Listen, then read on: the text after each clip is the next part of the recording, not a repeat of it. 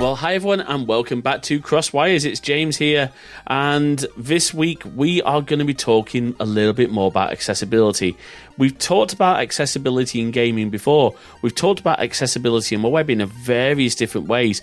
We had a wonderful discussion with Chris Angel Murphy about accessibility when it comes to things like pronouns on web forms, and we talked to Alex Dunn from Enabled Play about making controllers for video games and computers more accessible. But what we haven't talked about yet is the accessibility of the games themselves, and our guest this week is the perfect person to ask. But before I introduce the guest, let me introduce my wonderful co-host. As always, Jay, how are you doing today? I'm doing okay. Today's been a rough day at work, but hey, it was all good. And can I just say, when you're scheduling your stuff, make sure you schedule without a gap between your Yeah, that would be a good idea. Can I also say, by the way, that phrase, "it's been a rough day at work," is not a pre-recorded message we just inserted to Jay's intro. It is Jay's actual day at work. Yep. But hey, one day I'll be over in England. I'll be working at like maybe an Aldi or a Sainsbury or something like that. So you know what? It's only what I have to endure while in the United States. You've got high estimations of yourself if you feel you're going to work at a Sainsbury's, do you? Okay, maybe Aldi. So I know, I'm joking. Anyway, it's always great to have you with us. Anyway, let's introduce our guest. So our guest this week is Brandon Cole, aka, now I'm going to get this wrong, totally blind. No, a super blind man. Super blind man, that's right. Which is a wonderful handle. I mean, have you been inducted into Justice League yet? You know, I'm still waiting. I submitted the application, and let me tell you one thing. Superman may be faster than a speeding bullet, but he is slow at processing paperwork. That's because he gets Robin to do it all for them, you know. Right. Yeah, no, Superman delegates to Batman, and then Batman delegates to Robin. That's it, right? Brandon, thank you so much for joining us today. It's an absolute pleasure to have you with us. Do you want to tell people a little bit about yourself? I mean, there's one obvious thing that we probably need to mention up front, but only because it's relevant to what we're discussing. But sure. Over to you. Well, yeah, I am Brandon Cole. I am totally blind, and I am a professional video game accessibility consultant. I work directly with game devs to make their games more accessible to the totally blind, and have mostly succeeded. I'm known for making some pretty big projects accessible to the blind all over the world, and that's kind of my legacy now.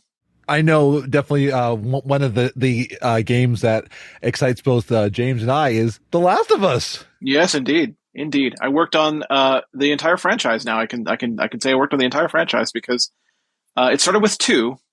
Back in 2017, I started working on 2. But then when they were doing the remake of part 1, they brought me back in to make sure they got it all right again. And so there you go. Excellent. So there we go. So if you're someone who's playing The Last of Us and you have vision problems, you can thank Brandon for the consultancy work to make that a better game.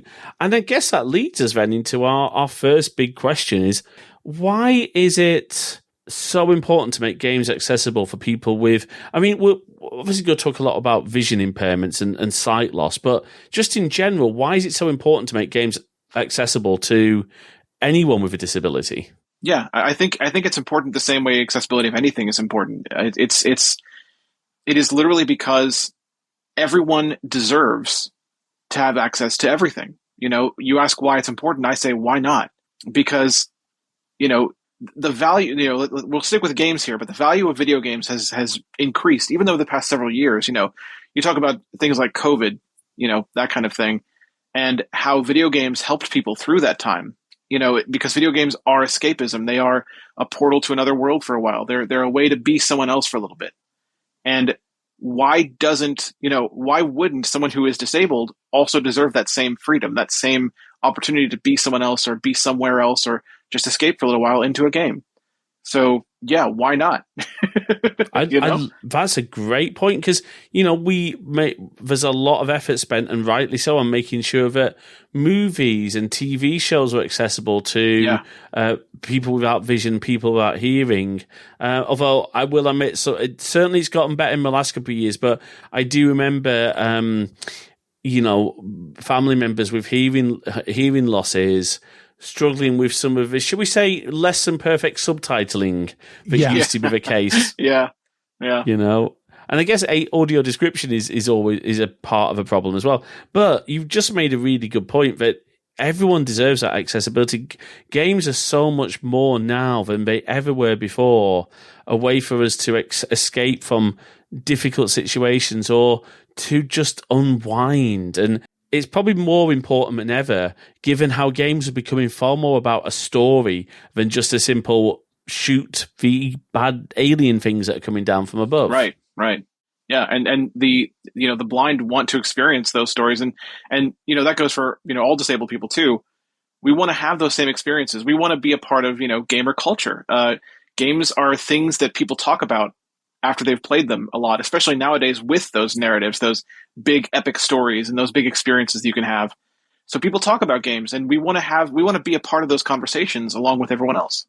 Absolutely. I mean, that leads me, Jay, any thoughts from you before I ask Brandon sort of move into the next sort of thought on this? Because we got some talking points, but it's just meant to be a chat. Well, I know one area I can speak of an interesting perspective was World of Warcraft. I remember a while back there was a deaf guild that actually did all of the raiding, which requires typically a lot of voice chat functions. They did it all using add-ons and different things like that. And then one thing I used to do years ago in my former self, before I realized how ableist it was, I used to try like blindfolded challenges on stream, but I realized, oh my gosh, how much I was missing in the game. And since then it has given me a better desire for games to be accessible. And it made me think about like what would happen if I wasn't able to experience the games the way that I have been. And it helped me realize some of the areas things that I take for granted. So it is definitely something that I have always been fighting for. Like I fight for games having accessibility options and making it where anybody can enjoy it. Yeah, it's interesting you mentioned World of Warcraft too, because there is now a set of mods for World of Warcraft Classic that are made for the blind. So now the blind can play World of Warcraft Classic, specifically Classic, not the retail version with Dragonflight and all that fun stuff in it, but Classic we can play on our own or with groups with a lot of mods to help us out with that. So, oh, that's cool. Yeah, it's really great. It's really complex too. Like you wouldn't believe. I'll give you some perspective on this.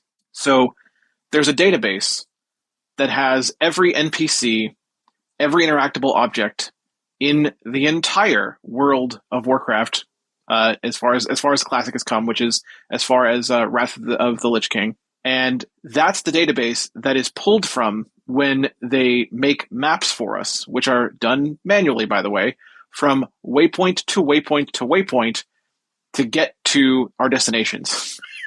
And that's just really scratching the surface. Like that's I'm telling you just the beginning of how complex this mod is. It's really incredible. Wow.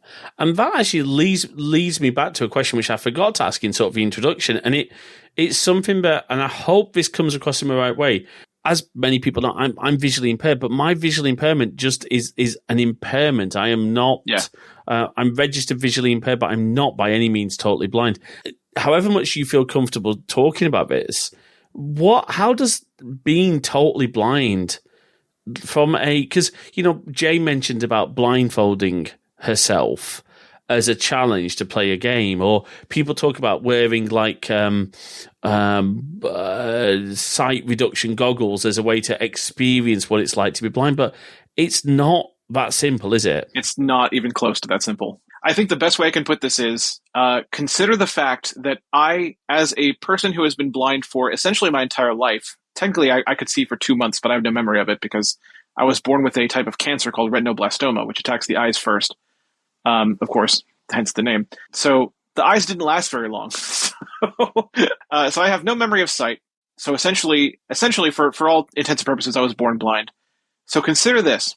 I have no concept of color. And that alone should give you enough perspective to see that blindfolding yourself or reducing your vision by artificial means is not even close to the same as being blind. And also think about this. Doing that same thing on a game that you've already played with your vision is still not the same, even if you're successful at it. You know, there's what game was it? It was like, I think it was one of the Souls games or something like that. But there is someone cited that did a blindfolded run through some difficult game. I can't remember off the top of my head what it was, but I think it was one of the Souls games, or I don't know, Elden Ring or something. I don't know. But they did it, and I you know, that's great, good for them, I guess. But it's not nearly as impressive because it wasn't their first playthrough. It was probably their maybe even like 10th, 20th, who knows. They you know, you do a lot of practice work for something like that, and you memorize every detail. But how do you memorize those details? You do that with the senses that we don't have. So, you know, it's not even close to the same. And I think that's why it's important to bring it up, because like I said, back when I used to do these, I did not realize, again, how much privilege I had to be sighted, and since then I've stopped doing those challenges out of to be respectful. But I thank you for sharing that, Brandon. Thank you, because it's helped me understand new perspectives. I think there are right ways to do those challenges. Like, I will fully admit to you, this is 100% true. I actually wanted to partner up with someone at one point and have them do like a Last of Us blindfolded type thing with kind of me supervising, to kind of be their coach, sort of. Like, I was trying to arrange something like that. Okay. That would have been cool. I never actually got that done, but that would have been neat.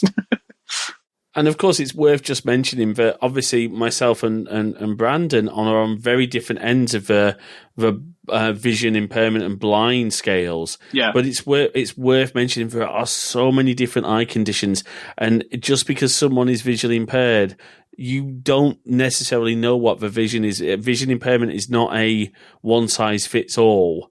Yeah. So my only request is someone who does struggle. When I go out and about, I wear a contact lens. Unless you know me, you don't know that I'm visually impaired, and I still struggle to see things without additional lenses, even with my contact in.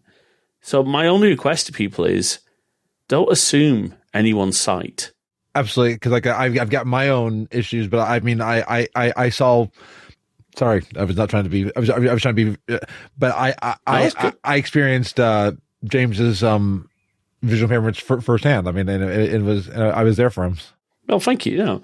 And then this, speaking of attitudes, and I'm liking the way this is flowing today. You know, we're getting good like stuff, Linus levels of segues here, folks. It's good. Hang on. Have I got something I can drop? Hold on. I've got some hardware I can drop.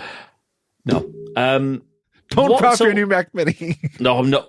Oh, yeah, we'll talk about that. Oh, gosh, that. I love this thing. Anyway, what's been so maybe like both a comparison even now and then, what's been the attitude of game studios, the developers and the designers of these games? And again, we are focusing on games here, but have attitudes changed, or have you ever had like we don't care kind of attitude? I'm so happy you asked this question, because I get to tell this fantastic story now. So, back in 2014, I was invited to the Game Developers Conference to speak at a panel. And at the time, I didn't have a career in this. I was just the blind gamer perspective. Someone had noticed my blog about, accessibility in video games and thought that I should speak. I thought that I had good perspective on this. So they invited me out there. And while I was there, I decided that I would walk the show floor and try my best to promote accessibility to the developers that were there, because it's GDC. There's tons of developers there. What better opportunity, right? Yeah. So I do that. I head down there, and I find this one guy who is, and I don't remember his name anymore, so I can't give him up. So all I remember is he's developing a shooter. I remember it's a shooter, but I don't remember what it was called. So I don't even know if it ever came out. I have no idea. But he was working on a shooter, and he had a demo of it there at GDC in 2014. And I started talking to him about accessibility and how I could envision his shooter being accessible to the blind. His response was to laugh at me. He laughed at me and said, "I don't think so." So let me put it this way. I would love to meet that guy again, point to my resume, and then say, who's laughing now? But yeah, to answer your question, attitudes have changed very drastically. In 2014, back then, accessibility was only starting to be a part of the conversation, even at GDC. They had an accessibility track at GDC for developers to learn about accessibility for, I think, a couple of years by that point. But it wasn't, it hadn't taken off yet. I really honestly think the thing that truly kicked off the accessibility movement in the games industry might just be the Game Accessibility Conference that started in 2017. And that I think did wonders for the accessibility movement in the game industry. You can literally look at their attendance for GA-Conf, the Game Accessibility Conference. You can look at their attendance year over year, and you can see the rise of accessibility in video games. Like, no kidding. There's just more developers that go there every year.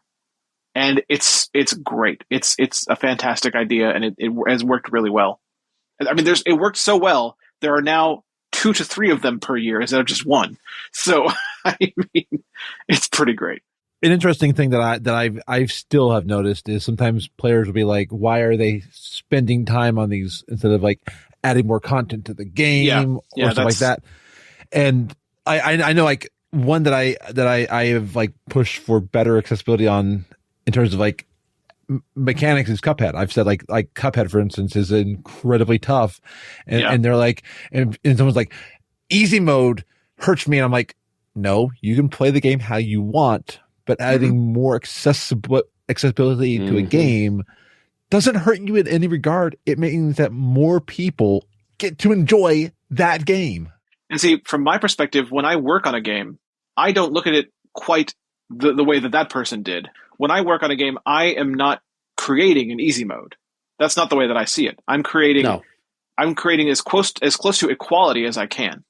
That's what I'm doing. I'm bringing the experience of a sighted person that would play that game as close to I can, as close to parity with the blind experience as I can.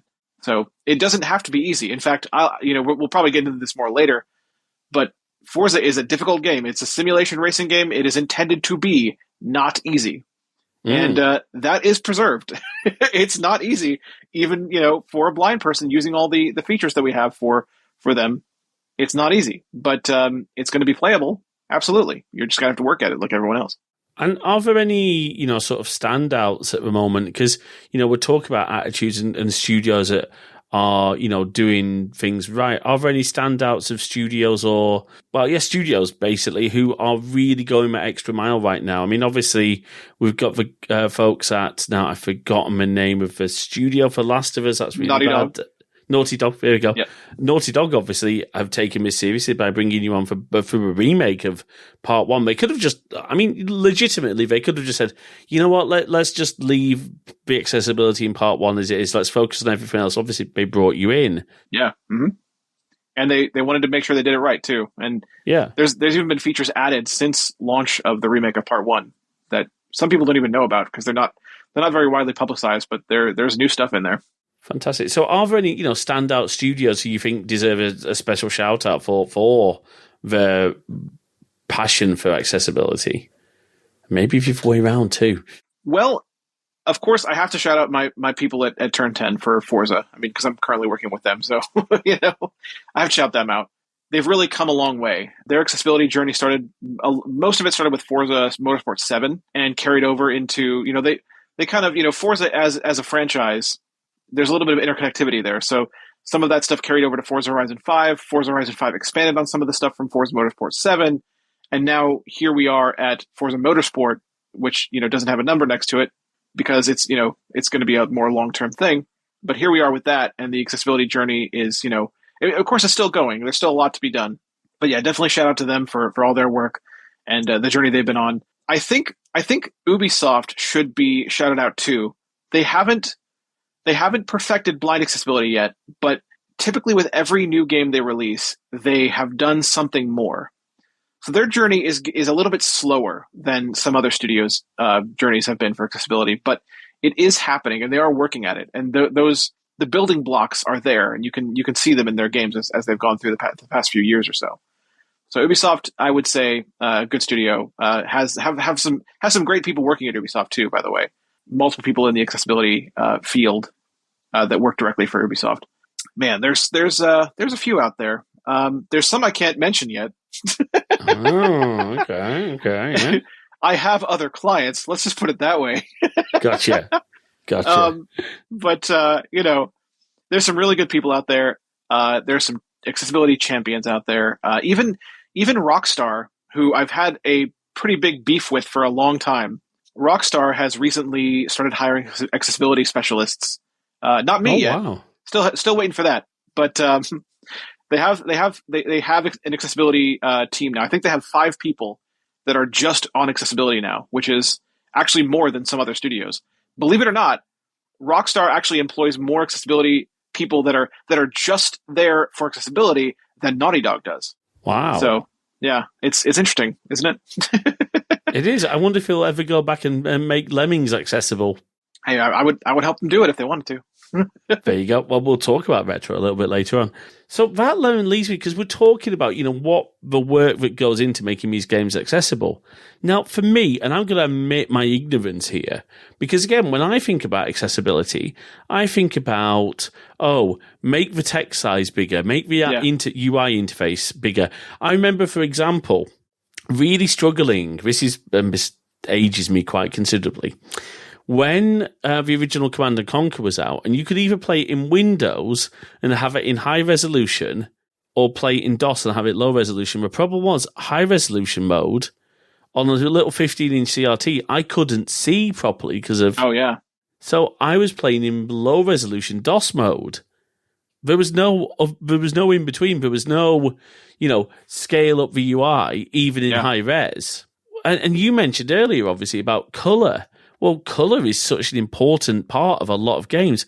What are the things that we need to think about that, rather than making games accessible, actually make games inaccessible? I think the biggest, most important thing is channels of information. So when I talk about blind accessibility, I always tell developers that blind accessibility is about information and what information is missing. So to someone who's visually impaired or just low vision, that information is still there, just in a reduced format. And you can, it's easier for developers to understand how to correct for that. I'm not trying to throw stones or anything. It just is.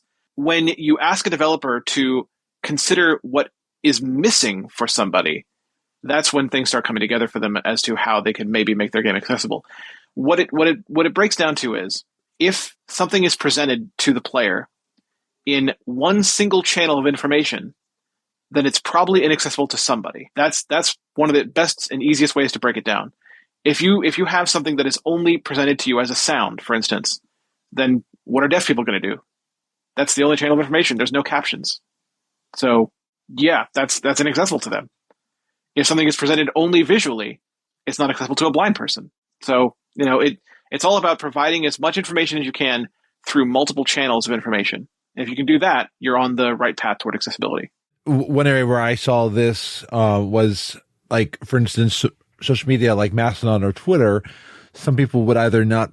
Well, a lot of people still don't put alt text.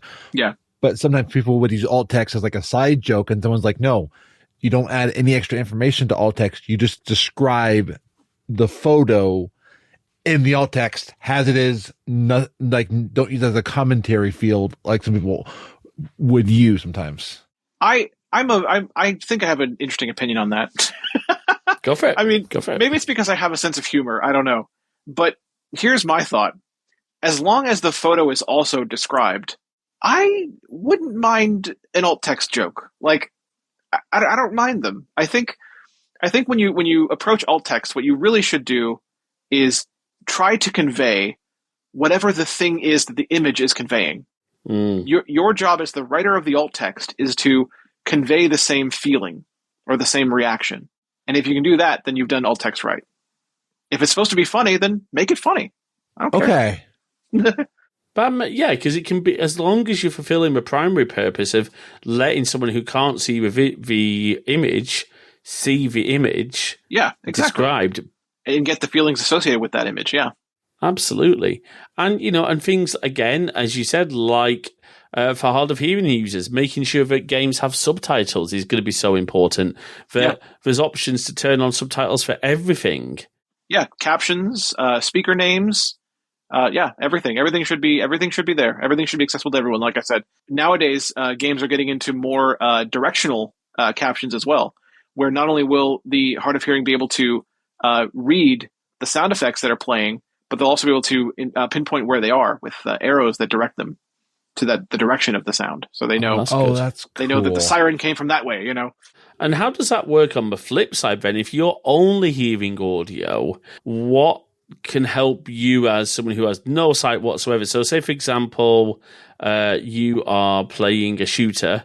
What works to allow you with targeting, with knowing where enemies are? What works in that sense? Are we talking audio description, or is it far more complex than that? No, it's way more complex than that. It's a whole suite of systems that work together to make a game accessible. Of course, I'm going to default to my own work, working on The Last of Us on stuff like this. So there's a lot of parts to this. There's a lot of parts. The first, probably most fundamental step is narration. Any text element of the UI should be narrated. The blind should have access to anything that is text, and I mean everything. When I was working on The Last of Us, I made sure, even though I knew that I would probably never use it, that the photo mode menu was narrated, because I might not use it, but there might be someone with low vision, let's say, who, maybe they're having a tired eye day that day, and so they want to take some photos, but they don't want to have to read all the text of all the filters and all the names of all the stuff. Well, turn on narration, and you can. So there you go. That kind of goes back to the multi-channel information approach that I mentioned before. But on top of that, there's so many other things working together. There's a whole system of audio cues that tell you all sorts of things, like when to press the crouch button, when to press the jump button, when to press the triangle button, interact with something, what you're picking up, what's on the ground that you can pick up, when to grab onto a dumpster and move it. It's a whole bunch, when to throw something. There's so many audio cues we've added. I don't even know the exact number, but it's a lot. And all those are just provide more information that we would not otherwise have. On top of that, you have navigation assistance that basically helps you get from point A to point B, or if you use our enhanced listen mode, which is another feature, which allows you to scan for nearby items or enemies that are within 30 meters of you at the maximum. You can pathfind towards the item you scanned or the enemy that you scanned as well. And the reason that exists is because one unfortunate and giant thing that the blind are missing is the ability to see any of the environment around you. Oh, of course. Artists do great work. No shade to the artists that drew this beautiful world, but no matter how beautiful it is, we still can't see it. And so in a giant, giant open 3D space, we need a little bit of help there. And that's what Navisyst is there to provide. Just different ways to path to the things you want to get to, but still give you that freedom of choice. Do I want to go on with the main story directly, or do I want to, loot around here for a little bit and try to find some stuff? So on top of that, you have traversal assistance, and that kind of flows through navigational assistance, but works in much more subtle ways. Traversal assistance is there to help you with the other bits that you can't see, the smaller details. Like, for instance, to get to this spot that you're going to, maybe you have to jump onto a ledge and then jump onto a higher ledge and then jump over a thing and then crawl under a thing and, all that stuff. Traversal assistance is there to help you with all that stuff. It does little things and big things. It depends on what the situation is. One of the best examples I can give you is this. Before traversal assistance was designed, when I was in the studio testing out the accessibility features, before we had come up with this traversal assistance idea, there was a situation in The Last of Us 2, because in The Last of Us 2 you can climb through windows. And there was a situation where I broke a window and just could not get through it. And I could not figure out why. And we talked about it, and what we determined and what we learned essentially was that the climbing through of windows in that game is kind of a very precise action. The game really wants to be sure that that's what you want to do. So it doesn't do it unless you're facing the window basically dead on, which is very difficult to do if you can't see the window. So that is where the the beginnings of traversal assistance was, because what traversal assistance does in that situation is something that's so subtle that, and this is the point too, it's meant to be subtle. It's not meant to be something that's overt. But the point is that the blind player may never know this is happening. But what it's doing is, if you're in that exact same situation that I was in, and you break that window, you'll get the jump prompt, which takes you through the window normally. But if traversal assistance detects that you're not exactly facing it, but you press the jump, indicating that that's what you want to do after you've broken that window, traversal assistance kind of grabs a hold of your character for a second, and then turns them ever so subtly, so you are accurately facing the window, and then performs the jump for you. It's little things like that feature does. It's really, really cool. So it's enhancing the intent detection to say, oh, they've smashed this window. The now next logical action, press jump. The logical action is they want to jump, but for a sighted player, they know that they need to. It makes logical sense. Oh yeah, if you're going to jump through a window, climb through a window, you need to face the thing. Yeah, yeah, but yeah, wow. So I've got a question then on that, and I'm thinking like the aspect of competitive play, because has there ever been pushback from, like, for instance, sighted players in the competitive aspect, because it seems like it's helping the player versus. Here's the thing. It doesn't even need to be competitive.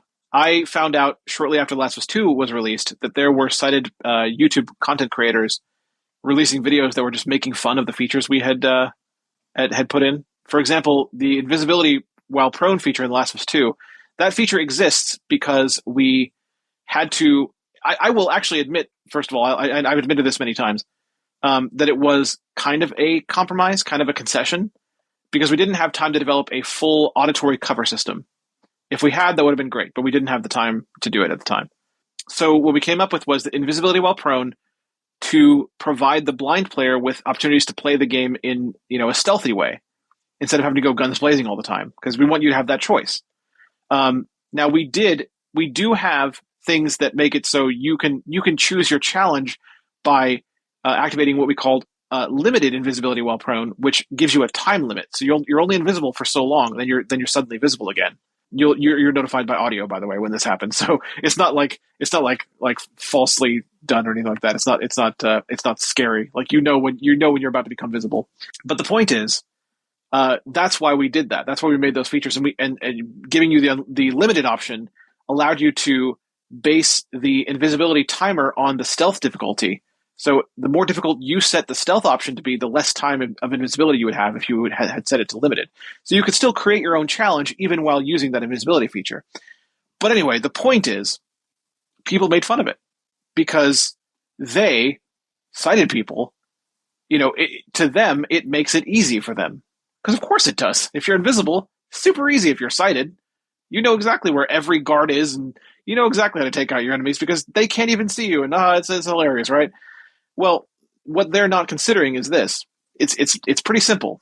If these features were not in the game, these features that these haters are making fun of, if they are not in the game, then a whole subset of people don't get to play the game at all, because there are some segments that require you to be stealthy.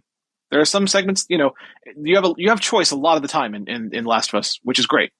But sometimes they want to kind of, for story reasons, they want to put you on a certain cinematic path, and sometimes that means be stealthy. And if you can't, then you're just locked out, and that's it. But they don't consider that because it's not them. It's a whole thing. No, I've played a little bit of Last of Us on, I think part 2. Or maybe part 1, I'm not sure. I played one of the Last of Us games on PlayStation 5. In fact, friend of the show, Joel, very kindly let me... first of all, friend of the show, Joel, very kindly let me actually touch his PS5, let alone play Last of Us on it. Yeah. But just to corroborate that, there are sections of that game where if you move even so much as an inch in the wrong direction, you get spotted by... guards or dogs, way too many people. Yeah. It's not a game where you, like, say for example, Half-Life, where there's ammo around every corner. Your ammo and your resources in that game are so finite that it is a whole thing that you need to, consider yourself. I was thinking of another game and I'd love to know if you know anything about it. This is off the cuff completely. I was thinking about games like Hitman, which require precise stealth and things like that. Yeah, I'm familiar with the games in that I've listened to other people play them, but they're very, very not accessible to blind people. But of course, I have ideas. We can make it happen. There we go. I believe that's an Ubisoft title. Is it? Yes. I think they publish it. Yeah. Yeah. I think it's IO Interactive who actually IO Interactive developed it. But I think Ubisoft might publish it. I think you're right. Yes, I think so. And I mean, love the series, but there you go. Opportunity for improvement. And I like this aspect of making it for everybody, because there are certain games that I can only play. Like, I am not great at, like, I know I'm sighted, but I'm not great at, like, difficult games. And, like, at the end of Resident Evil Village, I went to easy mode because I just could not get the timing down and the reaction time. And someone, like, would make fun of me for that. And I'm like, I still got to enjoy the game. I got to finish it. I had fun. Let me enjoy the game. Everyone should be able to play however they want to play. Exactly. Absolutely. And look, speaking of how they want to play, this kind of made me then realize, what about control interfaces? What about the controllers and mouse and keyboard? Because my limited knowledge and my ignorance, again, for those who don't know, people might think, oh, James, that's easy, Braille.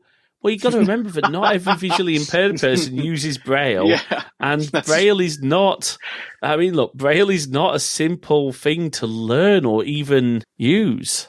No, it's definitely not. Braille is not the answer here. In fact, the unfortunate part about this is that Braille is actually becoming less universal amongst blind people these days, because there are now multiple ways to access the same information we would have accessed in Braille back in the day. So I know a lot of younger blind people now just never learn Braille because it's not nearly as essential as it used to be, which is a little sad because I learned it and I love it and I think it's great. But there was a joke that a comedian made about Canada, which I think is a wonderful joke. It says, Canada's such an inclusive country that, what was it?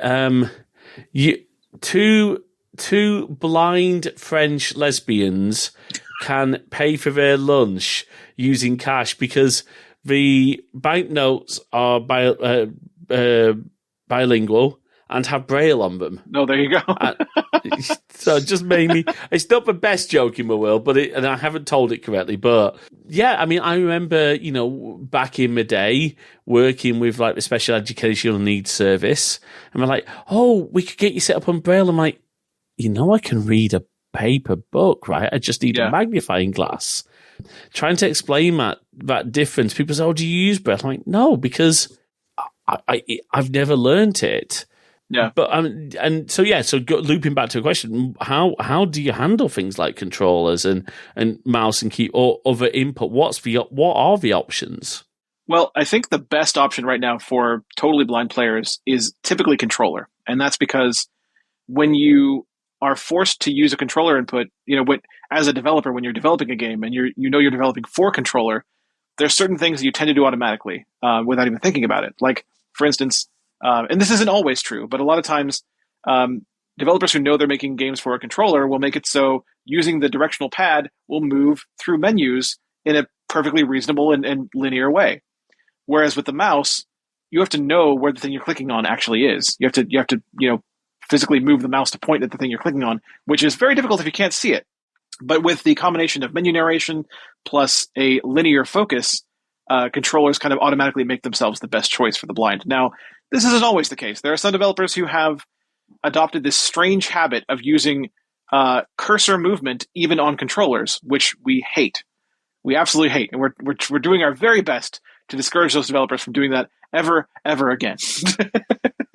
Does it ever come down to, because I know I have the input already of what the controller looks like, but does some of it come down to like muscle memory of like on the controller knowing where each of the buttons are? Oh yeah, I mean that happens naturally. And the more you use a controller, that's going to happen to basically everyone naturally. I just recently helped someone who had never played a PlayStation game before finish The Last of Us Part 1. And by the end of it, she knew exactly what she was doing, and it was awesome. And what are other adaptations to help people or controllers naturally set up in a way where because of the shape of the buttons and the layout, you kind of know what the controls are, or am I missing a huge... No, I think that still has to be learned. With this person I just mentioned who had never played a PlayStation game before and then played The Last of Us, I was telling her what each button placement was. Like, I literally just said, when it says press triangle, that means the one over here. Right. Yeah. So yeah, that does still have to be learned. But once it is learned, it will be retained, because then you start forming associations. Like, you may not think of it as triangle. You may think of it as the interact button, something like that, So once you start associating it with the game that you're playing, remembering where the buttons are and what they are is going to come naturally. Of course, then Nintendo have to go along and swap A and B on their controllers. Yeah, thanks. It's the Japanese way of thinking, though. That's why they did that. And also part of the U.S. patent system, unfortunately. But yeah, I'm actually holding... Wait, what? Yeah. What? There's a patent on the Nintendo controller.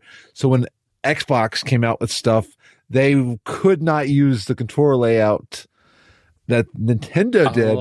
So they had to go separately. And then I think PlayStation just decided... I mean, whoever came out with the controller after Nintendo had to go differently. And then Sony decided just to go symbols, so they didn't have to even worry about getting in trouble with Nintendo. And yeah, I'm feeling a PS5 controller. Again, I have knowledge of it, but I was feeling it. I'm like, it's not very... Just I'm feeling the buttons. There's nothing to indicate what it is. I only have the knowledge. You're not told by feeling the button what it is. That is 100% true. And that's something that could be solved. I did a review of the PlayStation VR 2, and the setup of the PSVR 2 is actually fairly good at telling you during the setup process what the buttons on the unit are and what the dials are and where they are. So there could be, at some point, it's obviously not there now, but there could be at some point in the setup of consoles, a kind of a short little controller tutorial. Like, hey, here's your controller. Here's this button. Press it to continue. Something like that. That can help even sighted players, because sometimes you're in the thick of the game and you need to immediately remember this. Because I know so many times in like God of War, I was like, which one's triangle again? Oh, that one, I'm dead. Yeah.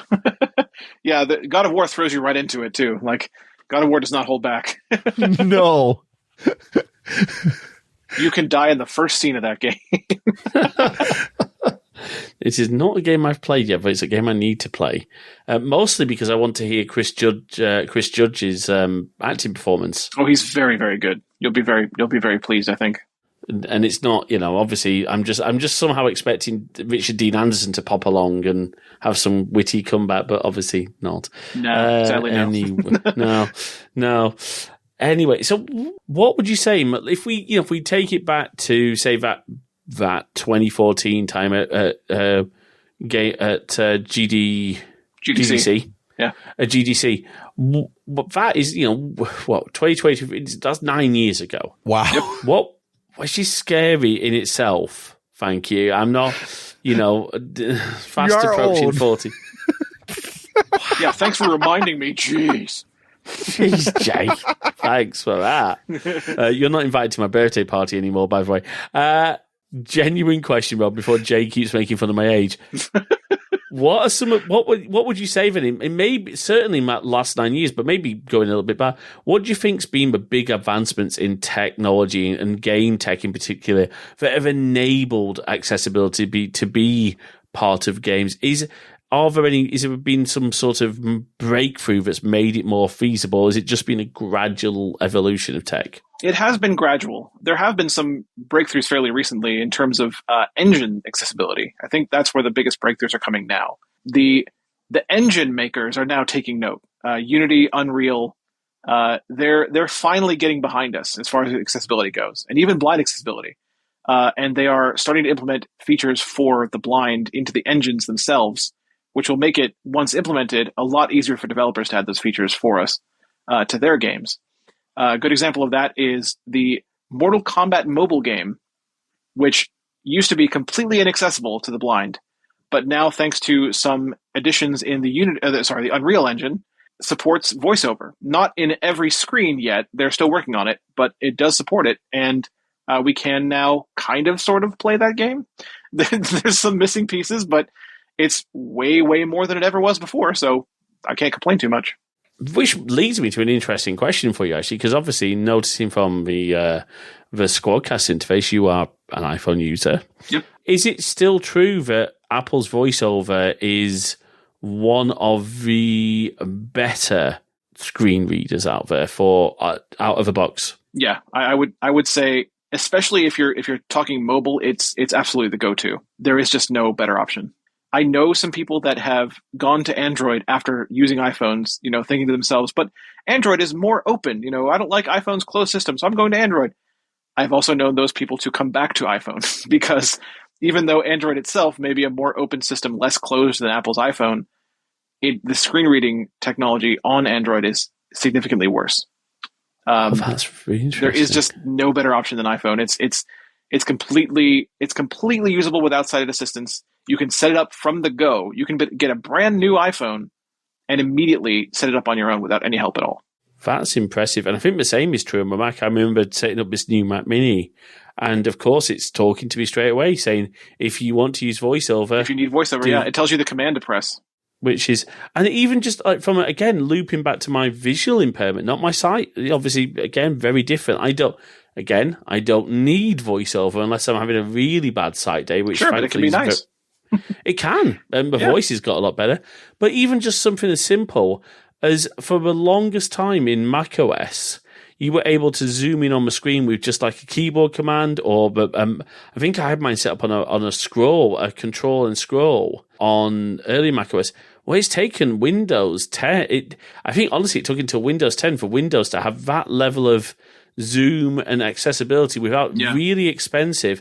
I remember working at a bank once, and they had to spend something like, I think the equivalent of about $1,000 on very expensive screen magnification software. Wow. Because it just wasn't on Windows. I think at the time Windows NT, and then Windows, what did we move to? XP? Did we move to? Could be ME. Yeah, Windows Millennium. ME. Yeah. Oh, no. Okay, I've got to share this because I used to do a bit of like IT support work for a charity where I used to live, and the guy who was running the charity, we were both tech nerds, and he said, "Hey, Windows ME's out. Shall we install it on all the charity computers this weekend?" And we're both thinking, "Yeah, that's a great idea, wonderful idea." Well, we installed it on the Friday afternoon after everyone had gone home. We got a pizza in, we got some, got some drinks in. And I think we got through the install and we said, okay, let's come back in Saturday afternoon and see how everything's going. By the Sunday afternoon, we were back on Windows 98 SE. Yeah, I'm not surprised. Yeah. The reason I mention this is because Apple, for all their faults in the gaming space... Sure. I hear you there. Yeah. Accessibility is one of the big strengths. And I think it excites me what, this whole game porting toolkit that is hitting with Sonoma, combine the ability to easily port games from Windows, from Intel to the Mac, and VoiceOver. Yeah. You've potentially got a very accessible gaming platform if developers, and I think this is the whole hint, if developers will buy in. Yeah, they have to want to do it. Like, it's not going to happen by itself. It's got to be something that they want to do. But if they want to do it, I'm one of the people that's here to help them do that. There we go. Any game developers or anyone from Apple or anyone listening, we will have a link to Brandon's website in the show notes. Please, if you know anyone who needs game dev accessibility consultation, go and hit up Brandon. I'm sure he'd appreciate the referral. I certainly will. I will. I'll work on any game. There you go. In fact, it actually goes beyond games sometimes. I've worked directly on the Twitch platform too at one point. Oh, wow. Yeah. So it's been accessible. How accessible is Twitch then these days? It's fine. It's not perfect, but there was a time, let me put this in perspective, before I worked on Twitch, it was getting to a point where a blind person couldn't log in without help. It was getting bad. And that led me to write a very, very heartfelt blog post because I was streaming on Twitch at the time. I still do that now and then. I haven't done it in a while, but I still do it now and then. And I was streaming, and I ended up writing a very heartfelt blog post about how I might have to leave. I might have to stop streaming there because I couldn't log in anymore. There's a bunch of things I couldn't do. I couldn't modify my video titles or anything anymore. And my blog post got some attention, got sent to the Twitch team, and they hired me to help them fix it. Oh, that's cool. And yeah, I want to mention something too. One big thing that I've seen people do is try to get free help, and I'm glad studios and places are actually paying, because your expertise and your feedback can lead to sales for them. So yes, it can, and it will. Have you ever had people that have tried to get like free feedback from you on Sure. things? I mean, the thing is, though, like I'm also a nice person, like, and so I have a limit. So if someone comes up to me or message me on Twitter or something and asks me for some basic feedback, I'll probably give it to them for free. If they're just like, I'm just curious about this one thing, can you help me out? I might help them out. But if we get specific and we're talking about their game, and suddenly I'm like, if they want me to test their game and then give them feedback and then do all that, that's when we get into you got to pay me territory. But the interesting thing is that I had imposter syndrome for the longest time. I really did, and like there was a time when I thought that I should just give this stuff for free because how else would it get out there? but like it took me a while to accept the fact that not only did I deserve to be paid for my work, that I deserve to be paid a decent amount for my work. Yeah. So like it shocked me back in the day. It kind of gives you a window back into the way I used to think, when my clients would actually tell me that I should increase my rates because I'm worth more than what I was charging them. That happened to me twice. Nice. And so I did increase my rates, and no one has complained. Because you have, and this is something I want to this is a really good message to send out there. Brandon, obviously speaking to you, your skills, your expertise, your particular set of skills. I was about to do a very bad Liam Neeson. Yeah. Uh-huh. Yeah. I saw that one. Yeah. I'm going to find you. I don't know where you are, and I'm going to make your game accessible. That's right. Yeah, I should send threatening voicemails to developers. I'm going to find you. I will make your game playable. Wow. But it's something I want to echo. Look, no matter what you do as your career, you are valuable. Your skills, you everyone do deserve it. Yeah. It's why look, when I've done IT consulting, it's why I charge a certain amount, because my skills are valuable. And it's look, I've been exactly where Brandon's been with that imposter syndrome. Being very honest, when I launched this version of Crosswires, I'm like, they don't need another tech podcast.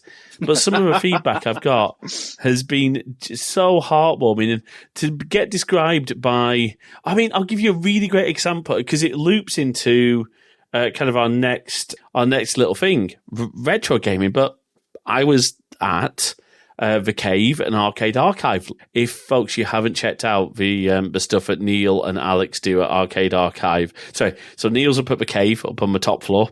Alex is down in the ground floor. And these are two, basically, for Brandon's reference. The Cave is a retro computer museum and consoles. And the Arcade Archive is an arcade museum. Now, The Cave was, really not a problem. Yes, obviously there's some stuff that is a little trickier to see, but the arcade, because it was set up like a proper arcade, it was dark, obviously, with lots of noise. The problem I had was actually finding the controls and knowing what controls were on the arcade. Yeah. So I actually mentioned to Alex and Neil through the Discord, said, hey, look, I struggled with this.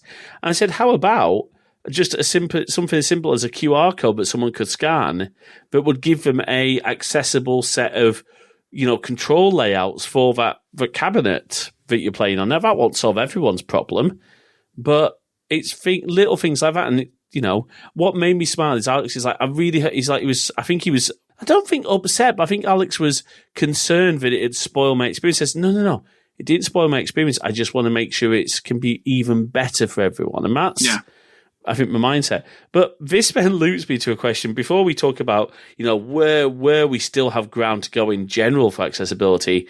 Question comes to retro games. Like, what can we do about people wanting to play, like, for example, old NES games or old Amiga games, which is, my passion. There are things that are already being done in that space, believe it or not. I think the best example right now is there is a whole set of mods for the Game Boy Pokemon titles that actually use Lua scripting to make them fully playable by the blind. They actually have added screen reader support to the ROMs for those games. So you launch the game, you launch this little accessibility script, and suddenly it's an accessible game. It even adds sound effects. It's pretty amazing. I've got a question on the origins of that script. Did that at all start because of Twitch Plays Pokemon? I have no idea. I'm not. I found out about it through a friend of mine, so I don't know what the origin of the script actually is. Because I thought that was like, I remember so many years ago being able to enter into chat and have it like people were like enter chat commands to do things on the game. So I didn't know if it was that. But I love that because there's so many great games, and I'm gonna guess a lot of this is through emulators. Yeah, this would be through an emulator. Yeah, but it's for retro gaming though.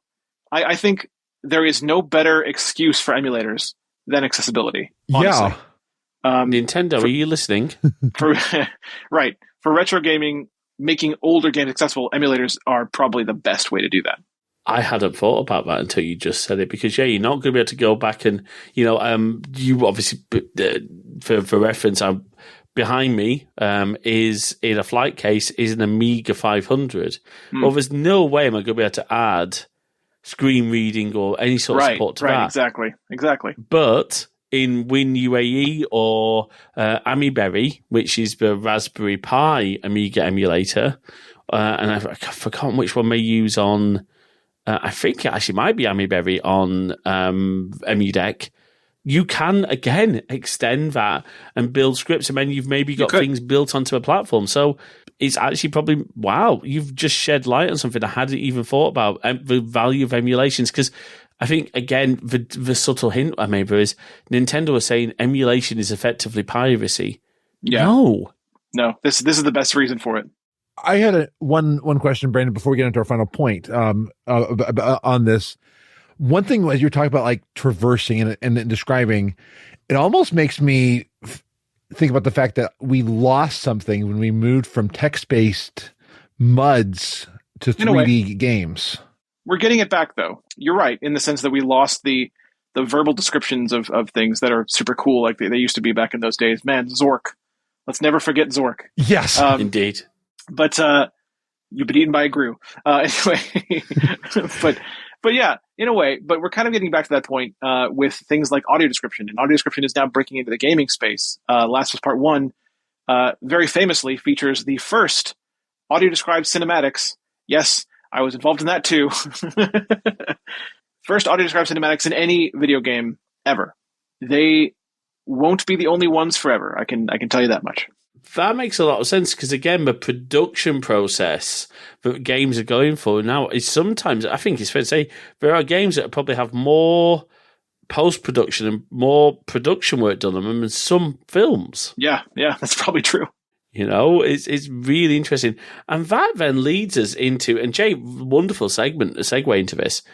What's missing? Where are we really struggling at the moment? Or what needs to... If you could let me phrase this in the right way. If you could see one thing change to kickstart even more accessibility, what would you want to see changed?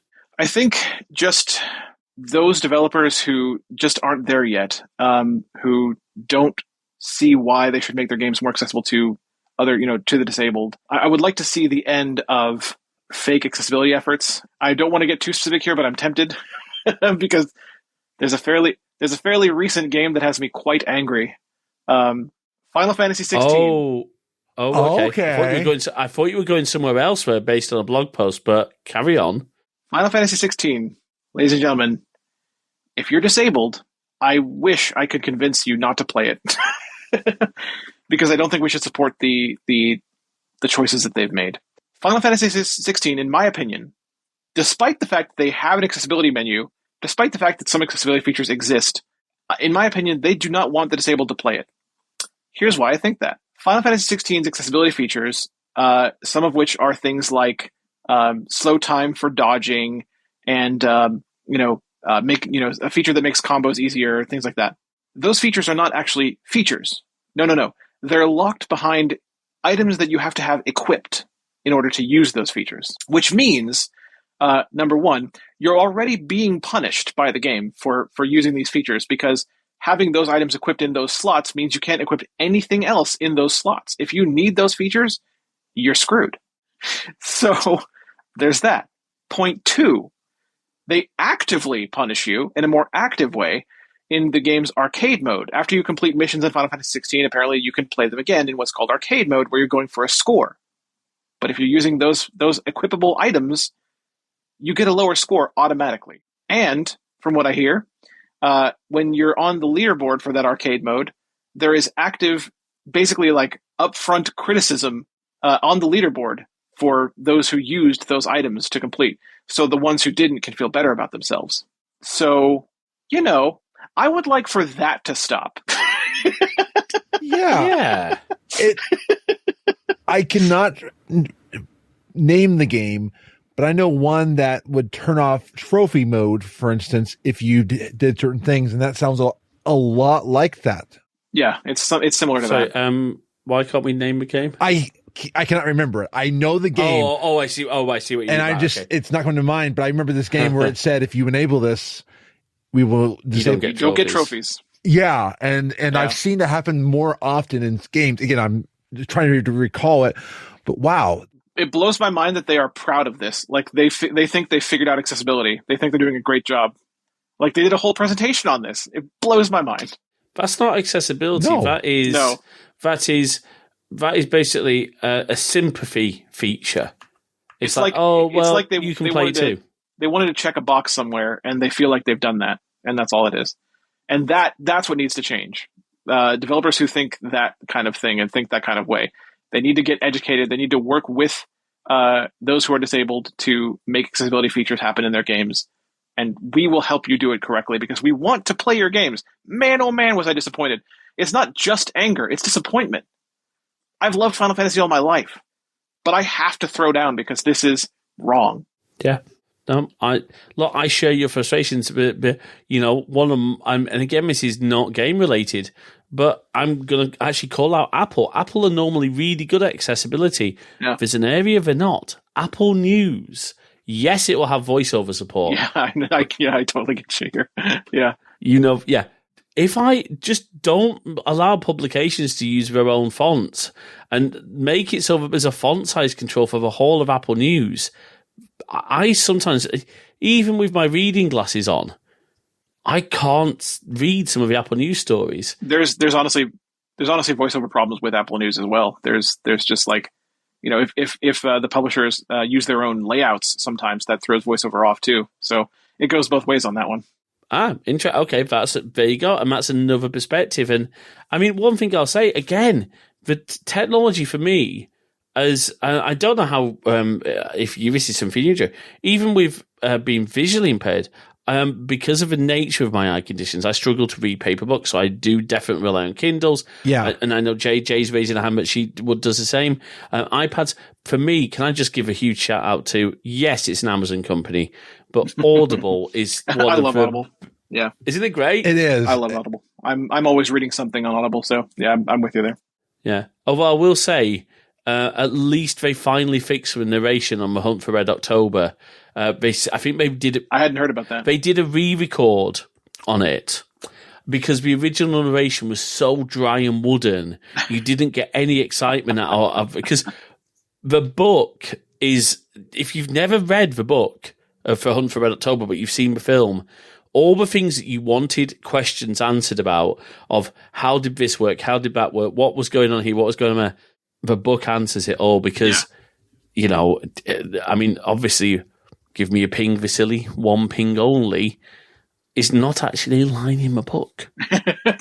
That's definitely a movie line. And careful writing. Some things in here don't react too well to bullet. is also. But that aside, yeah, Audible's brilliant. I mean, here's another great example of where we've actually done some accessibility learning during the course of this recording. And I think I don't think we're going to offend our friends at Squadcast by saying this, because they are so open to this. Brandon said it's labeled well, but the problem is, correct me if I'm wrong here, it doesn't give you a state of a button. It just tells you what the button does. Right, exactly. Toggle microphone, except doesn't say whether it's currently muted or not. And it's things like that. Again, I think unless you've got someone who really knows the importance of that, and it's not a put down at all. I think is it fair to say, Brandon, but it's okay for developers to make mistakes if they're willing to learn. Absolutely, 100%. We are here to help. Make as many mistakes as you want along the way, as long as you're willing to learn from it and do your best to fix it. Awesome, Jay. Before we wrap up and let Brandon go off and enjoy the rest of his evening, that's a Diablo 4. That's what I'm going to be doing for this evening. Is that yours? Oh, nice. Yes. Diablo 4. I was at Yes. I was at BlizzCon when they did the launch trailer for that, and hearing the entire audience at the keynote, and there were like 3 different theaters there, but hearing all of the audience is just going wild with excitement was so much fun. So I take it Diablo 4 is accessible then. They have very good accessibility, yeah. They also have work to do, but they have, the thing is, they have a very open feedback system where they want accessibility feedback, and they do listen to it, and that's provable. So, yeah. Awesome. Jay, any final thoughts from yourself before we get Brandon to sort of do all the obligatory plugs of where we can find his content and his work? No, I think the biggest thing is the idea of always being open to refinement, always being open to question everything. And I think the biggest thing to always ask is trying to think of the right way to say it. Always ask, am I missing a perspective in this situation? Yeah. And if you want to take from what I said earlier, always ask, why not? Exactly. Absolutely. So, Brandon, thank you again so much for your time. It's been honestly been a pleasure. I hope you've enjoyed the discussion. And it's been great. It's been great. I've been delighted. Awesome. So, where can people find you, and where can people find out more about your work? Well, the cool thing is I'm fairly easy to find. You can find me as Super Blind Man basically everywhere. On Twitter, on Twitch, on Mastodon now as well. Super Blind Man. Even on Discord, I'm Super Blind Man. My website is briancole.net as well if you want to check out my blog, and my hiring page is also there. So game devs, I'm just saying. But yeah, that's me. Fantastic. Thank you. Right. Well, folks, we'd love to hear your feedback. So as always, send your feedback. Maybe you've encountered accessibility issues in games. Maybe you've got questions. Send them over podcast@crosswires.net. Thank you as always for listening, and we will roll that outro.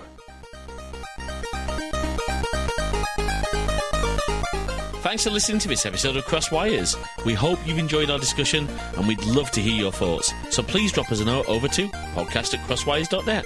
You can also drop us a comment on the post, or if you're a Good Pod user, why not start a discussion there too? You can also join our new Discord server at crosswires.net/Discord. We've got forum channels for each episode, and we'd love you to join the discussion there. You can also follow us on Mastodon at Crosswires at mastodon.social. And of course, you can find the show in all the good podcast apps, and all the really bad ones too. More of our content, head on over to crosswires.net/YouTube for all our videos, and keep an eye on our Twitch channel at crosswires.net/live for our upcoming streams. If you like what you heard, please do drop a review in your podcast directory of choice. It really does help spread the word about the show. And of course, if you can spare even the smallest amount of financial support, we'd be incredibly grateful. You can support us at ko-fi.com/crosswires. That is ko-fi.com/crosswires. Until next time, thanks for listening.